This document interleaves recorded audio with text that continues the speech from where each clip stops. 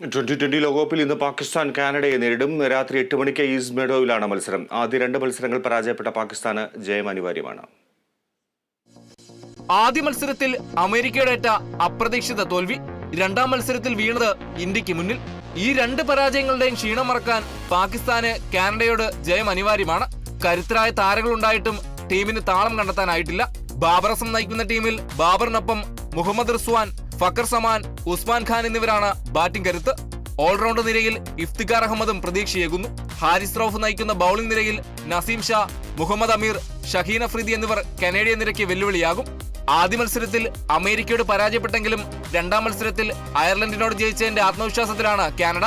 ക്രിക്കറ്റിലെ ഇത്തിരി കുഞ്ഞുമാരാണെങ്കിലും ഏത് വമ്പന്മാരോടും പോരാടാൻ കരുത്തുള്ള ടീമുമായാണ് സംഘം ലോകകപ്പിന് ഇറങ്ങിയിരിക്കുന്നത്.